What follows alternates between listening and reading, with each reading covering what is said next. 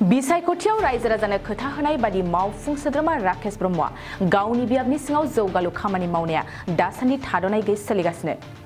दिनै बाक्सा जिल्लानि मसलपुर बियाबनि बेन्दोंआव थानाय मोनफ्रोमबो गामिफ्रावनो सरकारनि बिथांखिफोरखौ खोथा होनाय बायदियै गोख्रों महराव एम राकेश ब्रह्मनि खामानि मावफुंनायखौ नुनो मोन्दों।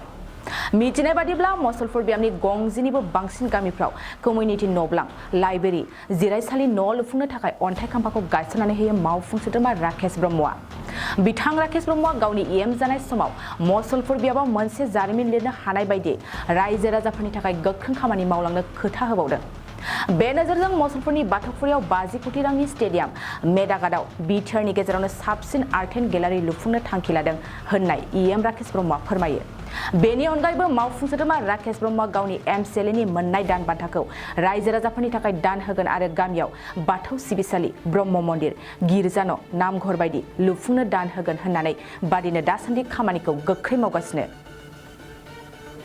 23 तारिखाव जे रोखोम जों मुंलांखादोंमोन जे जों 26 तारिखाव आरो 20 खान न' गोदान जों मुसलपुर समस्तिनि गामि गामि जों बेखेवगोन।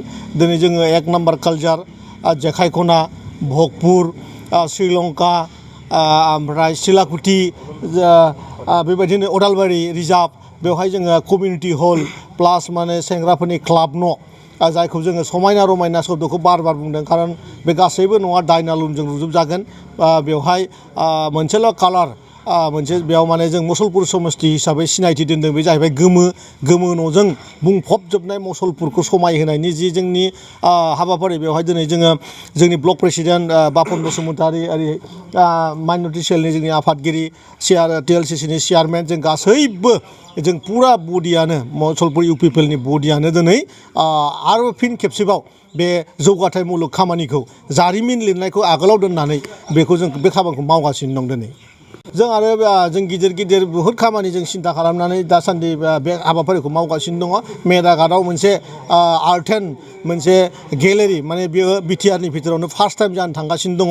बिटिआर सरकारनि मानाव गेदेर प्रमद बर' सारा बे खेबाव मोनसे गोदान नुथाय जायखौ माने बाहेरा देशफ्राव बेबायदि गेलारिफोरखौ नुयो, बेखौ जोङो नैबे मेदानि जि प्लेग्राउन्ड बेवहाय जों खामानि मावनो थांगासिनो दङ।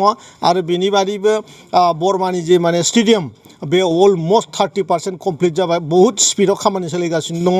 आरो नैबे मासनि इन्डिङाव जोंनि बाथौफुरि जि माने स्टेडियाम 50 crore बेबो बेयाव इन'ग्रेसन जानो थांगासिनो दङ। माने मानसि समाजनि जिखिनि माने नांगौथि लामाखौ लानानै आदि करि, आरो जों मसलपुर समस्ति हिसाबै गोबां किल'मिटार लामा जोङो 45-60 किल'मिटार उइथिन दा 2 years आरो गिदिर ब्रिज गंब्रै अलरेडि जों मसलपुर समस्तियाव क्लियार खालामबाय। नाम हहखारै जों लानो हायो पानबारि, मेदा, बुनबारि, दुमनि घाटनि नैबे माने गिदिर खारुवानि ब्रिज, बिदि माने ब्रिज माखासेखौबो जों कमप्लिट खालामबाय। दा जोंनि मसलपुर समस्तिल' नङा, बिटिआरनि गोबां जायगायावनो डेभेलपमेन्टनि खामानिया फुल हाइ स्पिडआव सोलिगासिनो दङ। आरो आं आसा खालामो फैगौ 2 बोसोरनि गेजेराव जोंनि जे समाज जे बिटिआरनि रायजो राजा बे डेभेलपमेन्टनि गोजौ थाखोआव मोननानै थागोन। बे खोथाखौ नोंथांमोननि मिडियायाव आं बुंनो हायो। कन्टिनिउ जोंनि बे खामानिखौ जों कन्टिनिउ मावगासिनो दं। जोङो गोबां गामियाव मन्दिरनि खामानि मावगासिनो दङ।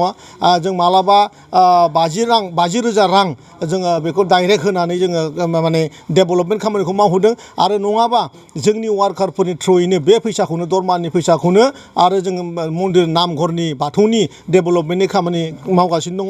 गोबां गामि, जाय गामिखौ जों दिनै आसियाव फोजोबनो हाला, बे गासैबो आंनि दरमाहा, आंनि एमसिएलए फान्ड, बिटिआर चिफ सारनि अननायाव, सारनि बिथांखिनिफ्राय आरो जोंनि गबिन्द सार बिथांनिफ्राय जों गोबां रां मोननो हादों। आरो बे रां माखासेजोंनो जोंनि सानखांथिजों, जोंनि गोसोनि जि बोलो, बेजों मसलपुर समस्तिखौ जों साजायगासिनो दं आरोखि।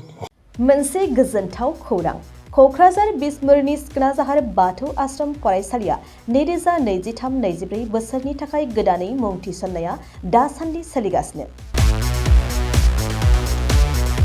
सिखोनाजाहार बाथौ आश्रम फरायसालियाव दायो KG 1 निफ्राय क्लास 9 थाखोनि गोदानै मुं थिसननायनि आरज बिलाइखौ हरगासिनो।